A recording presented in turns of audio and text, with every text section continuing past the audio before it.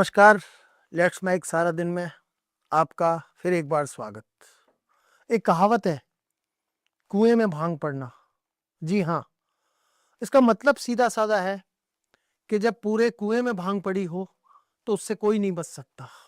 यही हालत देश के राजनीतिक मिजाज का भी है। कहने को हमें आजाद हुए 78 साल हो गए। हमारा लोकतंत्र दिनों दिन परिपक्व हो रहा है। हर 5 साल में चुनाव होते हैं। चुनावी लोकतांत्रिक प्रक्रिया में भारत दूसरे देशों से बहुत आगे है। बहुत से लोकतांत्रिक देशों में साल डेढ़ साल में सरकारें गिरती हैं। पूर्व प्रधानमंत्री, पूर्व राष्ट्रपति को जेल की हवा खानी पड़ती है। पाकिस्तान उदाहरण है हमारा, बांग्लादेश जहां की प्रधानमंत्री ने भारत में शरण ले रखी है। लेकिन क्या सिर्फ इतना ही काफी है कि 5 साल में चुनाव हो जाएं, सरकारें आए, सरकारें बने और हम दुनिया में अपने आप को सबसे बड़ा लोकतांत्रिक देश कहलाएं? निश्चित रूप से भारत आबादी के हिसाब से दुनिया का सबसे बड़ा लोकतांत्रिक देश है, जहां हर संवैधानिक लोकतांत्रिक मूल्यों की परंपरा का निर्वहन लगातार हो रहा है। लेकिन इसके साथ साथ एक विसंगति भी है। राजनीति में जो शुचिता की बात है वो धीरे धीरे कम हो रही है। अभी हाल ही में ADR, association for democratic reforms की एक रिपोर्ट आई है। हर साल अलग अलग विषयों पर एडीआर अपनी अपनी रिपोर्ट जारी करता है। उसमें हमारे नेताओं के बारे में, हमारे जनप्रतिनिधियों के बारे में, सांसदों, विधायकों, मंत्रियों के बारे में रिपोर्ट आती है। मसलन वो कितनी युवा है, कितनी एज के हैं, उन पे कितने मामले हैं, उनके पास कितनी संपत्ति है। निश्चित रूप से ये रिपोर्ट बहुत से चौंकाने वाले तथ्य भी हमारे सामने लाती है और कई खुलासे करती है, जिस पर हमारे राजनेताओं को और जो करता धरता है आला कमान राजनीतिक दलों के, बड़े राजनीतिक दलों के, उनके सोचने क्या विषय है। ये आज हम बात कर रहे हैं एडीआर की ताजा रिपोर्ट का, जिसमें कहा गया है कि भारत में जो 27 राज्य और 3 केंद्र शासित प्रदेश है, मतलब 30 राज्य मान लो, उनमें 653 मंत्री हैं कुल, जिसमें Bharatiya Janata party, Congress, TMC, TDP सभी दलों के हैं, आम आदमी पार्टी, सभी दलों के जो राज्य में सरकारें हैं, उन 653 मंत्रियों के काम का लेखा जोखा एडीआर की रिपोर्ट में प्रस्तुत किया है। और चौंकाने वाला तथ्य यह है कि 653 में से 303 मंत्रियों के खिलाफ आपराधिक मामले दर्ज हैं। जी हाँ, 303 मतलब 47, लगभग आधे मंत्रियों के खिलाफ आपराधिक मामले हैं।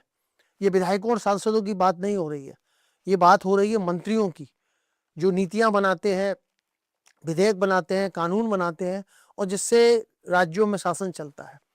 और चौंकाने वाली बात यह है, उससे भी ज्यादा 303 मंत्रियों के खिलाफ आपराधिक मामले हैं, लेकिन 174 मंत्रियों के खिलाफ, 174 मंत्रियों के खिलाफ गंभीर आरोप है, जिसमें हत्या, बलात्कार और अपहरण जैसे मामले दर्ज हैं।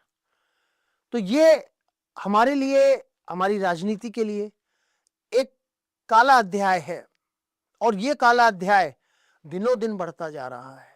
कहने का मतलब है कि जब हम आजाद हुए, राजनीति में आए, केंद्र में मंत्री बने, राज्यों में मंत्री बने, कुछ दागी होते थे जिनके ऊपर आरोप होते थे, राजनीतिक आरोप भी होते थे, लेकिन हत्या, अपहरण, बलात्कार जिन पर ऐसे गंभीर आरोप हैं, और आप ये समझिए कि जो मंत्री है कितना पावरफुल होता है, कितना प्रभावशाली होता है, अगर उसके खिलाफ इस तरह के आरोप है, विधायकों के खिलाफ है, और केंद्र में जो 72 मंत्री हैं अभी, उनमें से 29 के खिलाफ इसी तरह के आपराधिक मामले दर्ज हैं।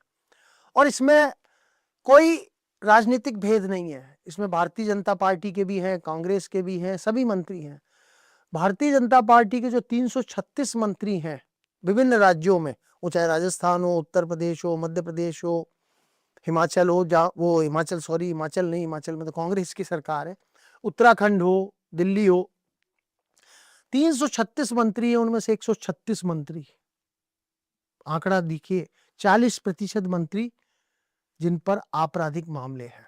इसी तरह कांग्रेस के 61 में से 45 मंत्री, मतलब 74%, हर 4 में से 3 मंत्री, उनके ऊपर आपराधिक मामले दर्ज हैं।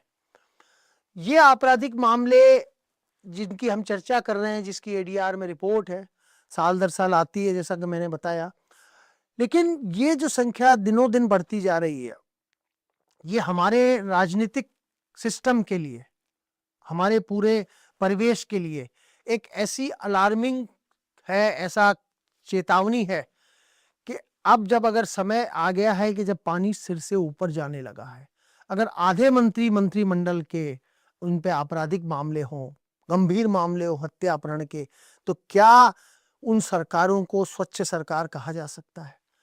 राजनीति में हम आरोप प्रत्यारोप तो आए दिन देखते हैं। भाजपा कांग्रेस पे लगाती है, कांग्रेस भाजपा पे लगाती है, हर विरोधी दल के खिलाफ इस तरह की आवाजें संसद में भी उठती हैं, विधानसभाओं में भी उठती हैं, और समय समय पर इस तरह की जो रिपोर्ट आती है उन पर राजनीतिक दल मंथन भी करते हैं। लेकिन नतीजा क्या निकलता है? वही ढाक के तीन पात।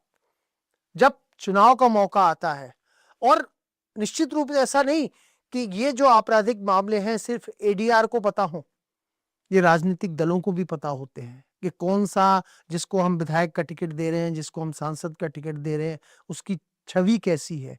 उसकी अगर छवि आपराधिक है या उस पर हत्या के मामले दर्ज है, फिर भी राजनीतिक दल ऐसे लोगों को टिकट देते हैं। और टिकट देने के पीछे कारण क्या है? निश्चित रूप से जिसके ऊपर इतने गंभीर आरोप होंगे उसकी छवि भी बाहुबली की होगी, दबंग की होगी। वो चाहे जातीय समीकरण हो, चाहे परिवारवाद की वजह से ऐसे लोगों को टिकट देना पड़ता है। लेकिन कटु सत्य ये है कि हर राजनीतिक दल इसके अंदर उसकी सहभागिता है, उसकी भागीदारी है, और साल दर साल जो ये संख्या बढ़ रही है, कल्पना कीजिए कि आज 47% लोग हैं मंत्री जिन पे आपराधिक मामले दर्ज हैं, और ये जो संख्या है ये आने वाले सालों में कितनी बढ़ेगी?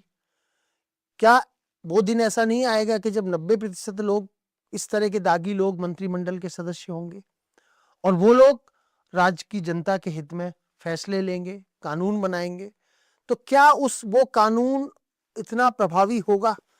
क्योंकि जब मंत्रिमंडल की बैठक होती है और जिस तरह के कानून को लेकर, सुरक्षा को लेकर, जो अपराध और कानून व्यवस्था को लेकर जिस तरह के कानून बनते हैं, तो क्या वो अपने बचाव के रास्ते नहीं निकालेंगे?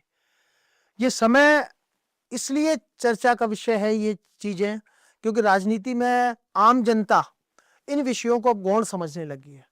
आम जनता का मानना है, जो वोट देती है हर 5 साल में, पार्षद के लिए भी देती है, सरपंच के लिए देती है, विधायक के लिए देती है, सांसद के लिए देती है, अलग अलग मौकों पर, क्या ये उसका विषय नहीं है ये सोचने का कि अपराधियों की संख्या जब राजनीति में इतनी बढ़ती जा रही है, और खासकर जब मंत्री इस तरह के गंभीर आरोपों में फंसे हैं, तो क्या ऐसे लोगों को चुनना राजनीतिक दलों की अपनी मजबूरी हो सकती है?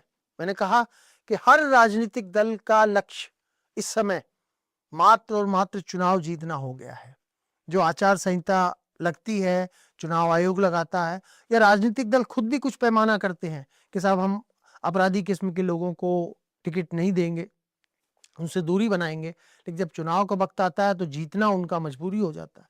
पता है राजनीतिक दल को, आला कमान को, प्रदेश अध्यक्षों को, राष्ट्रीय अध्यक्षों को कि इस व्यक्ति के खिलाफ आपराधिक मामले हैं, लेकिन चूंकि चुनाव वही आदमी जीत सकता है, इसलिए ऐसे नेताओं को टिकट देना राजनीतिक दलों की तो मजबूरी हो सकती है। लेकिन क्या हम का मतलब जनता, मतदाता, उनका कोई उत्तरदायित्व नहीं बनता? अगर जनता ये ठान ले, जब जनता अपने मुद्दों के लिए, कहीं सड़क टूटी है, कहीं पानी का भराव है, बिजली नहीं आ रही है, या अस्पताल में कोई समस्या है, तो आम जनता आंदोलन करती है। राजनीतिक दल तो करते ही हैं, तो कई बार आम जनता भी सड़कों पे आती है अपनी समस्याओं के निवारण के लिए, और उसका फल भी मिलता है। बहुत से लोग हाई कोर्ट में, सुप्रीम कोर्ट में रिट याचिकाएं लगाते हैं कि ये है, और हाई कोर्ट भी निर्देश देती है सरकारों को। तो क्या ऐसे जो मंत्री हैं अपराधी किस्म के, उन लोगों को रोकने के लिए मतदाताओं का, जनता का कोई उत्तरदायित्व नहीं है? कोई कर्तव्य नहीं बनता? कोई ड्यूटी नहीं है उनकी? क्या हम सिर्फ 5 साल में एक बार वोट दे के आ जाएं और हम ये अपनी कर्तव्यों की इतनी सी समझ लें कि नहीं, राजनीति में हमारी भूमिका सिर्फ वोट देने की है? जिस दिन देश की जनता ये समझ लेगी कि आपराधिक किस्म के लोग हों, चाहे वो दागी हों, चाहे दल बदलू हों, चाहे जातिवाद की राजनीति करते हों, उनको अगर उखाड़ फेंकने का बीड़ा जनता उठा ले, तो वो दिन दूर नहीं जब राजनीतिक दलों को भी इस चीज का आभास होगा। राजनीतिक दलों को लगेगा कि हमने कोई बाहुबली को, कोई आपराधिक छवि वाले को टिकट तो दे दी, टिकट देना तो उनका अधिकार है, लेकिन जनता ने उनको नकार दिया। और फिर सवाल दूसरा इसमें यहां ये खड़ा होता है कि बहुत सी बार ऐसा होता है कि लोग राजनीतिक दल को चुनते हैं। हमारे यहाँ परिपाटी भी यही है कि लोग ज्यादातर राजनीतिक दल को चुनते हैं बजाय प्रत्याशी की छवि देखने। उनको लगता है कि नहीं, कांग्रेस के अगर वो वोटर हैं तो कांग्रेस ने जिसको दे दिया उसके चुनाव चिन्ह पर बटन दबाना उनका कर्तव्य है। इसी तरह भारतीय जनता पार्टी, जो भी पार्टी जिस विचारधारा के हैं, तो मतदाता राजनीतिक दलों में तो बटा हुआ है, लेकिन क्या वो इस तरह की अगर बीड़ा उठा ले, इस तरह का प्रण कर ले कि किसी भी आपराधिक छवि वाले को कोई भी पार्टी अगर टिकट देती है तो उसका बहिष्कार करें। और अगर ये बहिष्कार सफल हुआ, बहुत सी जगह ऐसे प्रयोग हुए हैं कि आपराधिक छवि वाले लोगों को अगर टिकट दिया तो जनता ने उनको नकारा है। लेकिन ये जो एडीआर की रिपोर्ट है, ये राजनीतिक दलों के लिए तो चिंतन और मंथन का विषय है, उससे ज्यादा ये चिंतन और मंथन का विषय आपके हमारे लिए है कि क्या हम राजनीति को शुचिता की राजनीति बनाना चाहते हैं। हम ऐसी राजनीति बनाना चाहते हैं जिसमें स्वच्छ लोग आए, जिनका मिशन समाज सेवा हो, जिनका मिशन देश की प्रगति हो, जिनका मिशन देश की समस्याओं का निवारण हो, या फिर हम ऐसे राजनेताओं को चुने जो आपराधिक छवि के हैं, जिन पे हत्या के आरोप लगे हैं, जिन पे बलात्कार के आरोप लगे हैं, जिन पे अपहरण के आरोप लगे हैं। अगर जनता ठान ले निश्चित रूप से, और विदेशों में बहुत सी जगह ऐसा हुआ है, हमारे देश में भी होता है, लेकिन हमारे देश में जैसे मैंने पहले बताया कि राजनीतिक दलों में हम बटे हुए हैं मतदाता, कि भारतीय जनता पार्टी ने अगर किसी को टिकट दिया और वो भारतीय जनता पार्टी का समर्थक है तो वोट उसी को देगा, चाहे वो छवि उसकी कैसी भी हो, चाहे उसकी कुछ भी हो। सुप्रीम कोर्ट अनेक मौकों पर, हाई कोर्ट, देश की निचली से लेकर सर्वोच्च अदालत तक बहुत बार ऐसी कड़ी टिप्पणियां, कटु टिप्पणियां कर चुकी है इन आपराधिक छवि के नेताओं को लेकर। लेकिन राजनीतिक दल हैं, उनका उद्देश्य है चुनाव जीतना, और वो चुनाव जीतने के लिए किसी भी हद तक जाने को तैयार है। तो हम कितनी भी प्रगति क्यों ना कर लें, हम चांद पर पहुंच जाएं, चाहे हम दुनिया की तीसरी अर्थव्यवस्था बन जाएं, लेकिन जब तक राजनीति में ऐसी चीजों का सुधार नहीं होगा, एडीआर की जो चौंकाने वाली रिपोर्ट आती है उस पर अगर हम चिंतन मंथन नहीं करेंगे, हम गंभीर नहीं होंगे, तो निश्चित रूप से वो दिन दूर नहीं जब हमारे मंत्रिमंडल में आज 47% मंत्री आपराधिक छवि के हैं, कल को वो 80% हो सकते हैं। और जिस दिन ऐसा होगा, और ठीक है, निश्चित रूप से देश उसी तरफ बढ़ रहा है, आपराधिक छवि के लोगों की जो तादाद है धीरे धीरे जो बढ़ रही है, और जिस दिन अगर 80% लोग आपराधिक छवि के होंगे तो उस दिन कल्पना कीजिए देश का क्या होगा।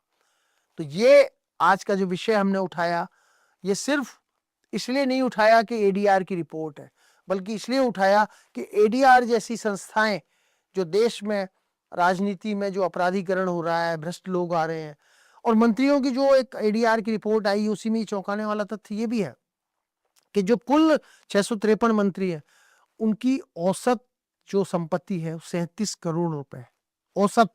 किसी के पास 5,000 करोड़ की संपत्ति है, किसी के पास 100 करोड़ की है, किसी के पास 20 करोड़ की। औसतन हर मंत्री 37 करोड़ की संपत्ति का मालिक है। तो क्या पूरे देश के नागरिकों की औसत संपत्ति 37 करोड़ होगी? नहीं, निश्चित रूप से नहीं। तो इसमें सवाल यह भी उठता है कि जो आपराधिक छवि के लोग तो मंत्रिमंडलों में जगह बना ही रहे हैं, लेकिन ऐसे लोगों की तादाद भी बढ़ रही है जो पैसे वाले हैं, जो ताकत वाले हैं। कहने का मतलब है कि अगर उनके पास बाहुबल है, उनके पास पैसे का बल है, उनके पास जातीय बल है, उनके पास परिवारवाद की ताकत है, वो जो ताकत है वो हमारी राजनीति को दूषित कर रही है। तो एडीआर की आज की रिपोर्ट में जो सवाल उठा है, ये आप लोगों के, हम सबके चिंतन का विषय है कि क्या राजनीति का जो दूषितकरण हो रहा है उसमें हम भी तो भागीदार नहीं है। हम ये कह के अलग नहीं हो सकते कि हम, मतदाता का क्या काम है? मतदाता का काम है वोट देने जाना, हम वोट दे के आ जाते हैं, बाकी काम राजनीतिक दलों का है, सरकारों का है। लेकिन सवाल यही तो उठता है कि कैसी सरकार हम चुन रहे हैं, कैसे जनप्रतिनिधियों को हम ला रहे हैं, ऐसे जनप्रतिनिधियों को जो हमारी राजनीति को स्वच्छ करने की बजाय उसको और दूषित करेंगे। तो ये सवाल आपके हमारे सबके चिंतन का है कि क्या हम सब कुछ राजनीतिक दलों या सरकारों के भरोसे छोड़ दें, या हम भी अपनी वोट देने से अधिक हमारी जिम्मेदारी क्या है?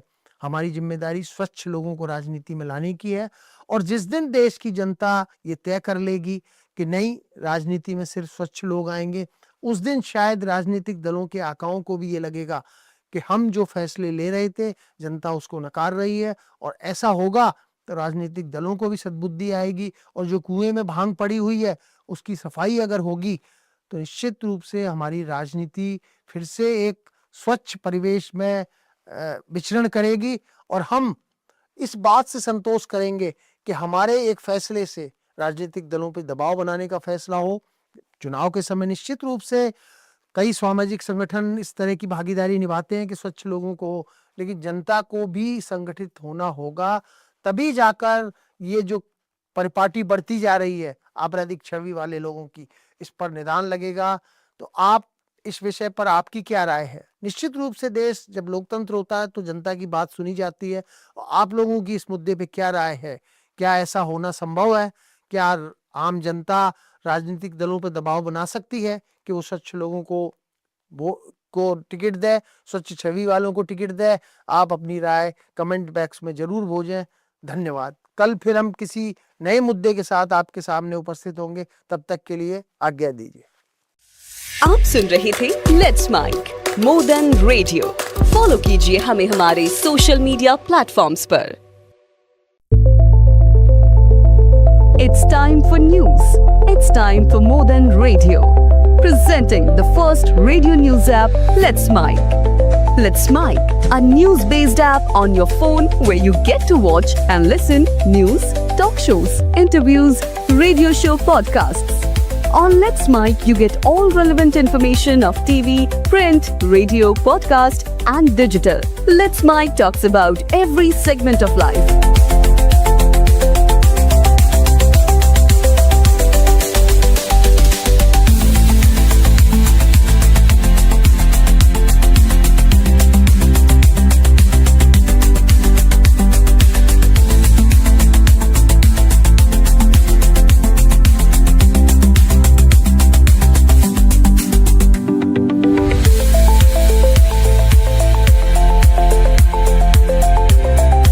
Download the app now from Play Store. Available both on Android and iOS mobile phones.